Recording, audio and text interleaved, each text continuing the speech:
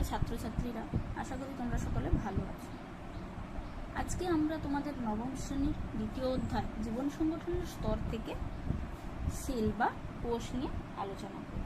Sell বা কোষ কাকে বলে? কোষকে বলা হয় smallest part of life.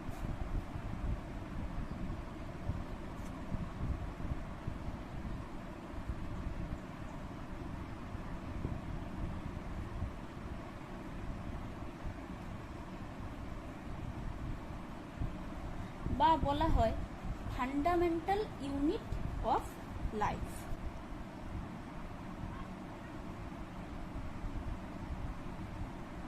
Fundamental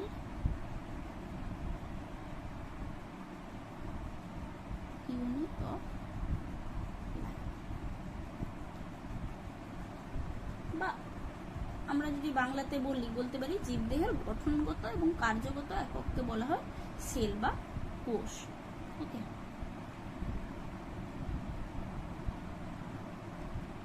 যেমন ধরো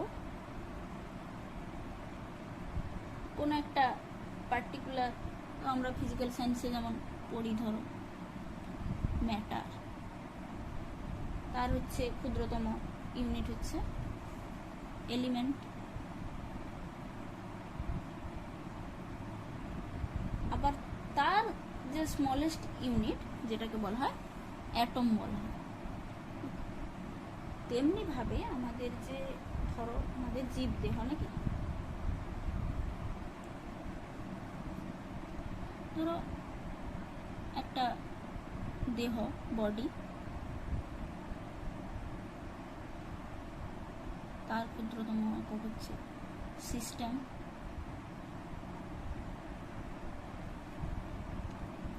অর্গান, তারপরে হচ্ছে টিস্যু, নেক্সট হচ্ছে সেল বা কোষ। অর্থাৎ দেখো, এক number of cell creates tissue, number of tissue creates organ. অর্থাৎ একগুচ্ছ কোষ একত্রিত হয়ে কলা গঠিত হয়, আবার কতগুলো কলা একত্রিত হয়ে অর্গান গঠন করে বা অঙ্গ গঠিত হয়, আবার কয়েকটি অর্গান একত্রিত হয়ে সিস্টেম বা তন্ত্র গঠিত হয়, আবার অনেকগুলো তন্ত্র নিয়ে একত্রিত হয়ে সমগ্র জীবদেহ গঠিত। ঠিক আছে, তো সেই জন্য আমরা বলতে পারি কোষকে বলতে পারি স্মলেস্ট পার্ট অফ লাইফ বা ফান্ডামেন্টাল ইউনিট অফ লাইফ বলতে পারি। আচ্ছা, এবারে আমাদের প্রশ্ন আসতে পারে, স্মলেস্ট ইউনিট অফ লাইফ যখন বলছি, হোয়াট ইজ লাইফ? জীবন কি? এটা আমরা আগে ফার্স্ট ইউনিটে আমরা পড়েছি, তবুও জাস্ট আমি একটু তোমাদের রিমাইন্ড করে দেওয়ার জন্য জাস্ট বলছি। জীবন কি? Living is something that is alive, that can grow, move, reproduce and carry out various cellular activity. অর্থাৎ ধরো একটা লাইফ যে হচ্ছে রিপ্রোডিউস করতে পারে, রিপ্রোডাকশনে সক্ষম, যার বৃদ্ধি আছে, চলন গমন আছে, এছাড়াও অন্যান্য সেলুলার কোষীয় কার্যকারিতা দেখা যায়, তাকে আমরা বলছি লিভিং। ঠিক আছে, তাহলে সেই লিভিং এর স্মলেস্ট ইউনিট হচ্ছে কোষ। বোঝা গেল? আচ্ছা, এই প্রসঙ্গে আরেকটা কথা আমি বলে রাখি, যেটা সবথেকে গুরুত্বপূর্ণ। এই কোষ কিন্তু খালি চোখে দেখা যায় না, সবসময় মনে রাখবে, কোষকে কিন্তু আমরা খালি চোখে দেখতে পাই না। তো এই কোষ দেখার জন্য তাহলে কি প্রয়োজন? যেটা দরকার সেটা হচ্ছে দ্যাট ইজ কল্ড মাইক্রোস্কোপ। ওকে, মাইক্রোস্কোপটা কি সেটা একটু জেনে নিই।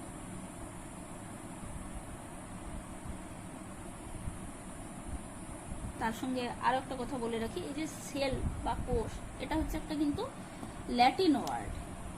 ওকে,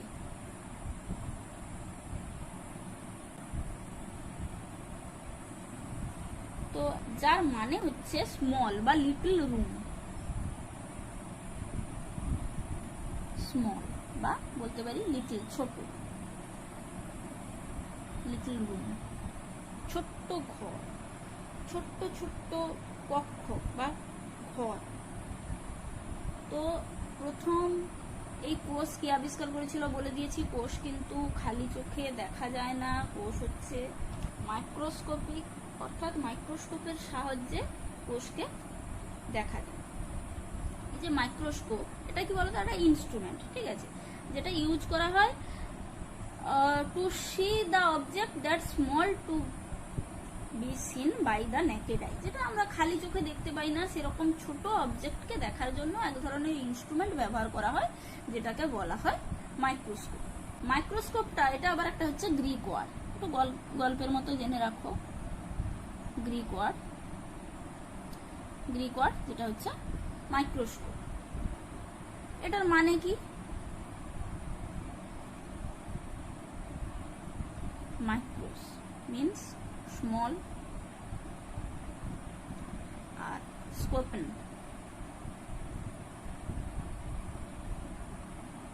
that means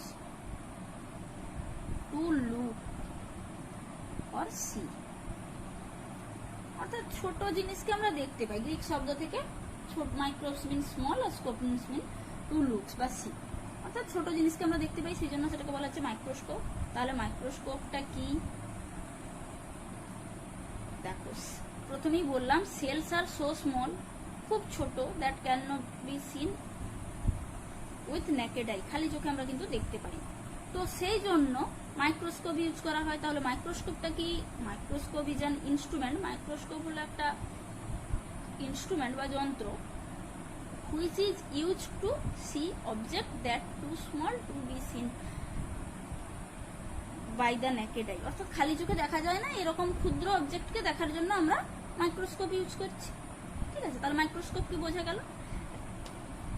এবার এই মাইক্রোস্কোপ কে আবিষ্কার করেছিলেন? মাইক্রোস্কোপ প্রথম আবিষ্কার করেছিলেন অ্যান্টন ভন লিউয়েনহফ, সিম্পল মাইক্রোস্কোপ আবিষ্কার করেছিলেন। তারপরে হচ্ছে রবার্ট হুক আবিষ্কার করেছিলেন, এবং বর্তমানে যেটা হচ্ছে ইলেকট্রন মাইক্রোস্কোপ ব্যবহার করা হয় বর্তমান দিনে। আর্নেস্ট রুস্কা অ্যান্ড হচ্ছে মার্কস নল ইউজ করেছে, বর্তমানে ব্যবহার করেন। তো সেটা 1000 গুণ বেশি বড় করে দেখানো। বোঝা গেল।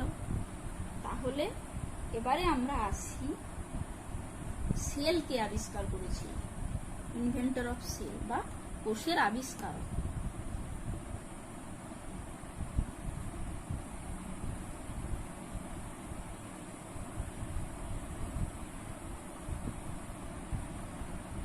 কোষ আবিষ্কার করেছিলেন বিজ্ঞানী রবার্ট হুক।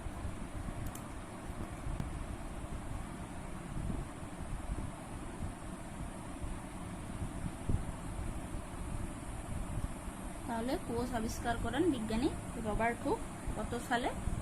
1665 খ্রিস্টাব্দে বিজ্ঞানী রবার্ট হুক কোষ আবিষ্কার করেন তার নিজের তৈরি করা মাইক্রোস্কোপের সাহায্যে।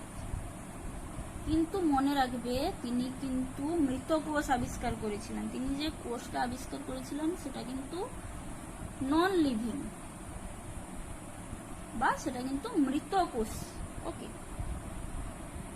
এর পরবর্তীকালে 1674 খ্রিস্টাব্দে ভন লিউয়েনহফ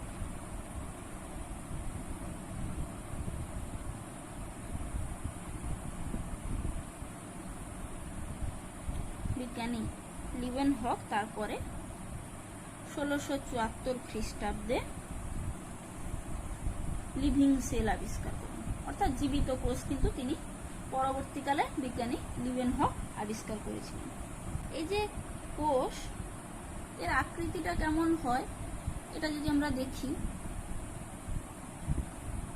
অনেকটা তোমরা মৌচাকের কুঠুরি দেখেছ, যেটাকে হানিকম্ব বলা হচ্ছে, তো অনেকটা কিন্তু ওই রকম ষড়ভুজাকার আকৃতি বিশিষ্ট হয়ে থাকে, ঠিক আছে। ধরো এরকম, তো মোটামুটি এইরকম স্ট্রাকচার দেখা যাচ্ছে। অর্থাৎ এখানে দেখতে পাচ্ছ ছোট ছোট কুঠুরির মতো, মৌচাকের ছোট ছোট কুঠুরির মতো ছোট ছোট ঘর, যেটাকে লিটল রুম, ছোট রুম বলা হচ্ছে। এইরকম আকৃতি দেখতে হয়। মৌমাছির যে মৌচাকের কুঠুরি, যেটাকে বলি আমরা হানিকম্ব বলছি। বা এই মৌচাকের কুঠুরির মতো ছোট ছোট আকৃতি দেখতে। রবার্ট হুক যে কোষ আবিষ্কার করেছিলেন, তিনি কিন্তু গাছের ছাল থেকে কিন্তু প্রথম তিনি কোষ লক্ষ্য করেন গাছের ছালের মধ্যে, সেই জন্য সেটা গাছের ছাল, নন লিভিং, সেই জন্য তিনি কিন্তু মৃত কোষ, গাছের ছাল বা হচ্ছে পর্ক সিড, তো সেই কারণে তিনি যে কোষটা আবিষ্কার করেন সেটা ছিল মৃত কোষ। প্রথমেই বললাম যে cell is the structural and functional unit of life. Structural and functional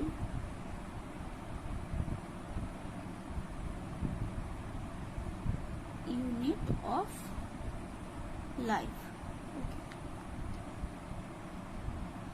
তাহলে স্ট্রাকচারাল এন্ড ফাংশনাল ইউনিট কেন বলছি? দেখো, ফাংশনাল বলা হচ্ছে কারণ কি জীবনের যে সমস্ত ক্রিয়াকলাপগুলো সব কিন্তু এই কোষ দ্বারা নিয়ন্ত্রিত হচ্ছে।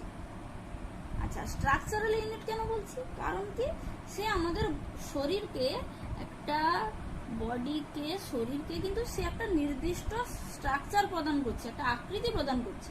সেই কারণে কোষকে আমরা বলছি কি structural and functional unit of life, অর্থাৎ জীবনের কার্যগত এবং গঠনগত একক বলা হচ্ছে কোষকে।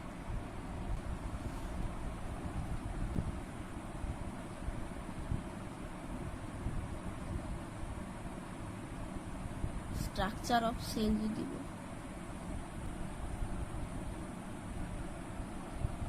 ধরো, এটা হচ্ছে সেল মেমব্রেন,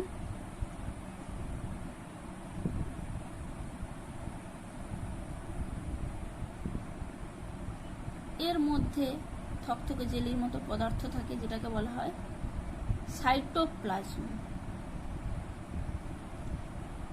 এবং এর মধ্যে থাকবে রাইবোজোম, আরো অন্যান্য কোষীয় অঙ্গাণুগুলো থাকবে এই সাইটোপ্লাজমের মধ্যে। আর থাকবে হচ্ছে নিউক্লিয়াস, যার মধ্যে থাকে হচ্ছে জেনেটিক মেটেরিয়াল থাকে। ওকে, কারণ কি কোষটা তো বিভাজিত হবে। দেখো, এরপরে আমরা ক্লাস 10-এ আমরা কোষ বিভাজন করব, তো কোষ বিভাজিত হয়ে তার সংখ্যা বৃদ্ধি পাবে। তাহলে আমরা একটা কোষকে কখন কোষ বলবো, তার মধ্যে কি কি থাকবে? জেনেটিক মেটেরিয়াল থাকতে হবে অবশ্যই, যার মাধ্যমে বংশগত বৈশিষ্ট্যগুলো পরিবাহিত হবে। আর বাদ বাকি যে জিনিসগুলো থাকবে সাইটোপ্লাজম, সেল মেমব্রেন। তাহলে দেখো আমরা এখানে কি কি বললাম, genetic material, cell membrane, cytoplasm, এগুলো থাকলেই কিন্তু আমরা কি বলবো, একটা সেলকে সেল বলবো। দেখো, এই কারণে কিন্তু আমরা ভাইরাসকে কিন্তু সেল বলতে পারি না, এটা তো বেসিক জিনিস, জাস্ট জেনে রাখো।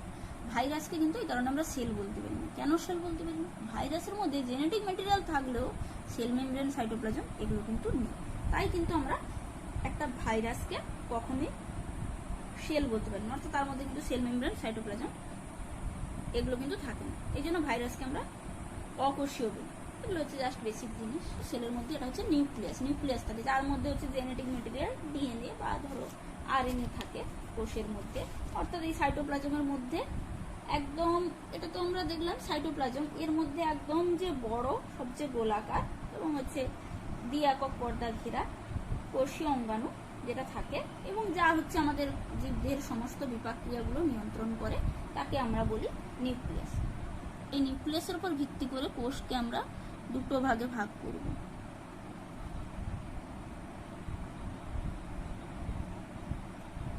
ঠিক আছে, এই নিউক্লিয়াসের উপর ভিত্তি করে কোষকে আমরা দুটো ভাগে ভাগ করব। একটা হচ্ছে প্রোক্যারিওটিক, আর একটা হচ্ছে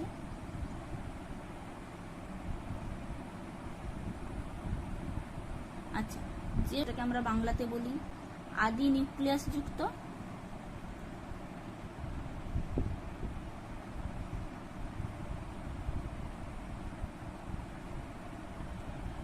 আর এটা হচ্ছে বলা হয় আদর্শ নিউক্লিয়াস থেকে।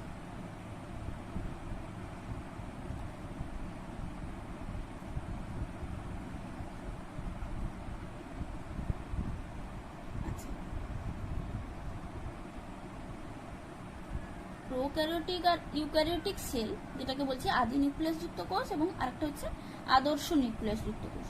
আদি নিউক্লিয়াস যুক্ত কথার অর্থ কি? অর্থাৎ যে ক্ষেত্রে, যে কোষের ক্ষেত্রে দেখবে নিউক্লিয়াসটি সুগঠিত নয়, অর্থাৎ ধরো জেনেটিক ম্যাটেরিয়াল হিসেবে ডিএনএ আছে কিন্তু এর নিউক্লিয়াসটি সুগঠিত নয়, অর্থাৎ ধরো নিউক্লিওলাস, নিউক্লিয় জালিকা, নিউক্লিয় পর্দা, নিউক্লিয় রস এগুলো হচ্ছে থাকে, তখন তাকে আমরা বলছি কি ট্রু নিউক্লিয়াস। তো এই ট্রু নিউক্লিয়াস থাকে না কিন্তু জেনেটিক ম্যাটেরিয়াল হিসেবে শুধু ডিএনএ বা আরএনএ থাকছে, তাকে আমরা বলছি কি প্রোক্যারিওটিক বা আদি নিউক্লিয়াস যুক্ত কোষ। আর ইউক্যারিওটিক বা আদর্শ নিউক্লিয়াস যুক্ত কোষ কাকে বলছি? অর্থাৎ যার নিউক্লিয়াসের মধ্যে, কোষের নিউক্লিয়াসের মধ্যে নিউক্লিয় পর্দা, নিউক্লিয় লাস, নিউক্লিয় প্লাজম এবং নিউক্লিয় জালিকা থাকে, তাকে আমরা বলছি আদর্শ নিউক্লিয়াস যুক্ত কোষ বা হচ্ছে ইউক্যারিওটিক কোষ। বোঝা গেল? আবার এই ইউক্যারিওটিক সেলকে আমরা দুটো ভাগে ভাগ করব, একটা হচ্ছে প্ল্যান্ট সেল বা উদ্ভিদ কোষ,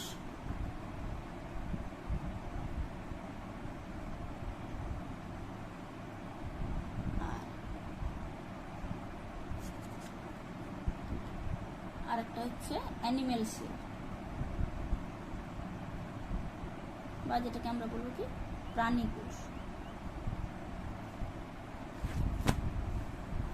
আচ্ছা দেখো, আমরা যদি একটু দেখি উদ্ভিদ কোষ আর প্রাণী কোষের গঠন দেখি, আমরা দেখতে পাবো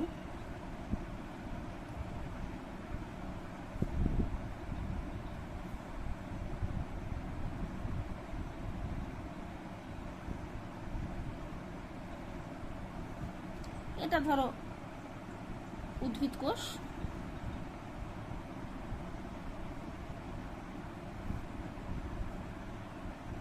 এটা ধরো একটা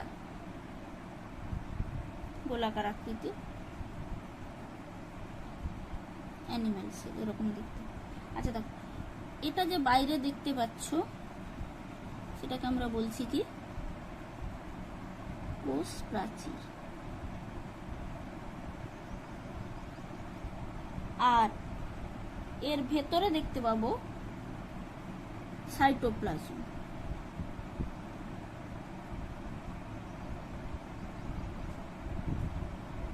ঠিক আছে, আর এখানে এটা দেখতে পাবো হচ্ছে কোষ পর্দা।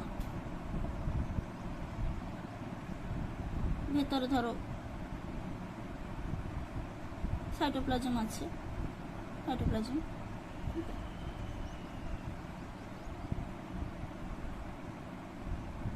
এর ধরো এখানে আমরা কোষ পর্দা ভেতরে দেখতে পাচ্ছি।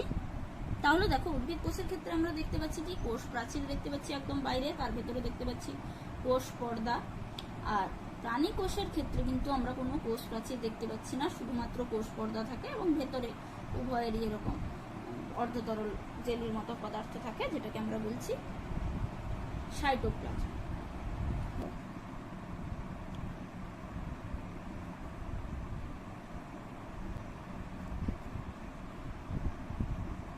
কোষ আবরক একটা দেখতে পাবো, আবরক স্তর। আর একটা ধরো দেখতে পাই প্রোটোপ্লাজম। ঠিক আছে,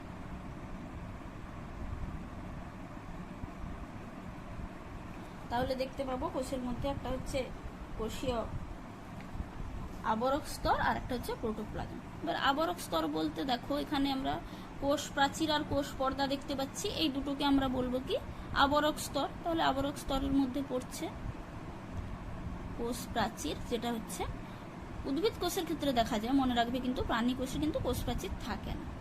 আবরক স্তর আর হচ্ছে থাকে কোষ পর্দা। ওকে, আর প্রোটোপ্লাজমের মধ্যে কি কি থাকে? থাকে হচ্ছে সাইটোপ্লাজম,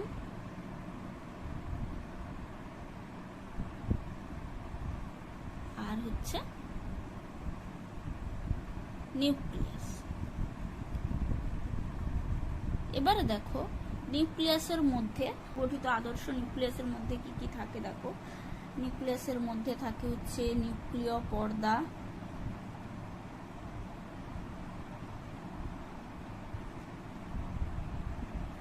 এই যে এটাকে বলছি উদ্ভিদ কোষ, এটা প্রাণী কোষ। উদ্ভিদ কোষে তাহলে দেখো আবরক স্তর কি থাকছে, কোষ প্রাচীর, কোষ পর্দা দুটোই আছে। প্রাণী কোষে শুধুমাত্র কোষ পর্দা থাকে, তারপরে প্রোটোপ্লাজম, বাদ বাকি কোষ, এর আবরক স্তরের ভেতরের যে অংশ সেটাকে আমরা বলছি কি সাইটোপ্লাজম। সেই সাইটোপ্লাজম এই যে অর্ধতরল কোষীয় ধাত্র, তার মধ্যে একটা গোলাকার সুগঠিত, যেটা হচ্ছে জেনেটিক বস্তু পরিবহনে সক্ষম দ্বি-একক পর্দাবৃত একটা কোষীয় অঙ্গাণু থাকে, যেটাকে বলছি আমরা নিউক্লিয়াস। এই দ্বি-একক পর্দা বেষ্টিত কোষীয় অঙ্গাণুটিকে বলা হয় নিউক্লিয়াস। এর মধ্যেই হচ্ছে জেনেটিক বস্তু, জেনেটিক মেটেরিয়াল থাকে। প্রাণী কোষেও থাকে, উদ্ভিদ কোষেও থাকে, উভয়ের মধ্যেই দেখা যায়। ঠিক আছে, তাহলে এটা হচ্ছে নিউক্লিয়াস।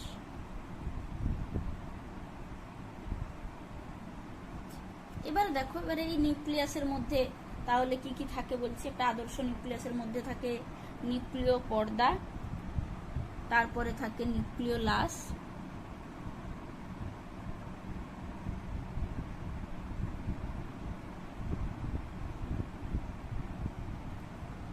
নিউক্লিওপ্লাজম,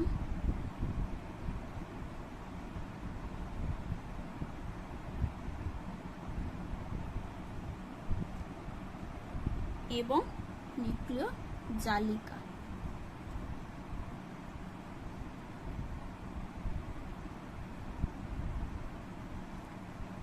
এইগুলো সবগুলো যখন উপস্থিত থাকবে তখন তাকে আমরা বলছি কি একটা সুগঠিত বা আদর্শ নিউক্লিয়াস। এর উপর ভিত্তি করে কোষকে, এর আগেই আমি বলেছি, দুটো ভাগে ভাগ করা হয়, একটা হচ্ছে প্রোক্যারিওটিক কোষ আর একটা হচ্ছে ইউক্যারিওটিক কোষ। এবারে এই যে সাইটোপ্লাজম, সাইটোপ্লাজম হচ্ছে এর মধ্যে দেখতে পাচ্ছ এই কোষের মধ্যে প্লাজমা পর্দা বা নিউক্লিয়াসের, এই যে এটা নিউক্লিয়াস, এই যে প্লাজমা পর্দা মানে কোষ পর্দা, এর মধ্যবর্তী স্থানে একটা অর্ধতরল দানাদার স্বচ্ছ একটা জেলির মতো অংশ দেখতে পাওয়া যায়, যেটাকে বলা হয় সাইটোপ্লাজম। এই সাইটোপ্লাজমের মধ্যে কিছু কোষীয় অঙ্গাণু থাকে। কোষীয় অঙ্গাণুগুলো কি কি থাকে দেখো, মাইটোকন্ড্রিয়া,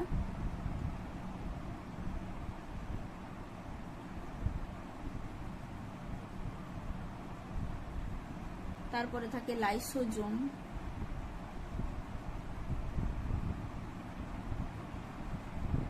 রাইবোজোম,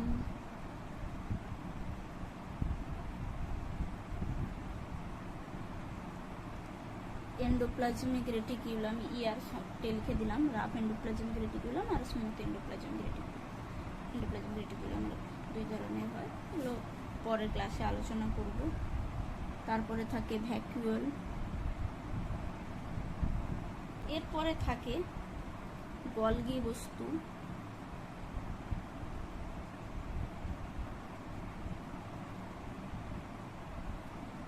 প্লাস্টিড,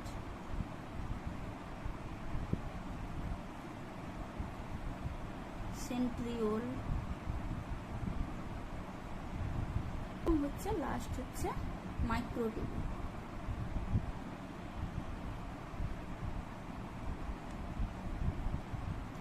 এইগুলো মোটামুটি সাইটোপ্লাজমের মধ্যে এই অঙ্গাণুগুলো, সেল অর্গানেলসগুলো থাকে।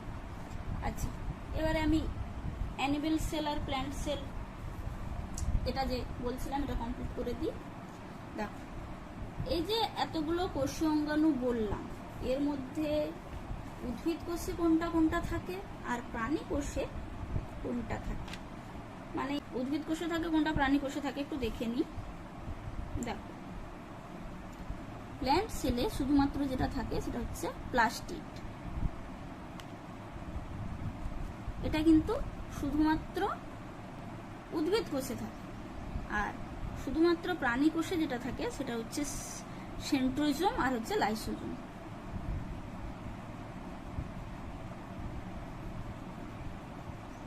লাইসোজোম আর হচ্ছে সেন্ট্রোজোম।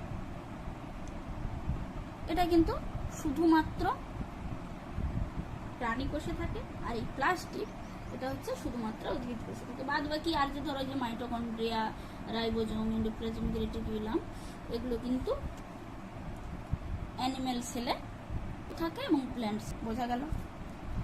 নেক্সট ক্লাসে আমরা এই যে কোষীয় অঙ্গাণুগুলো বললাম, এগুলোর প্রত্যেকটি সম্পর্কে ডিটেলে পড়বো, এদের প্রত্যেকটির গঠন কেমন হয়, কাজ কেমন। আজ তাহলে এই পর্যন্ত, ভালো থেকো সবাই, টাটা।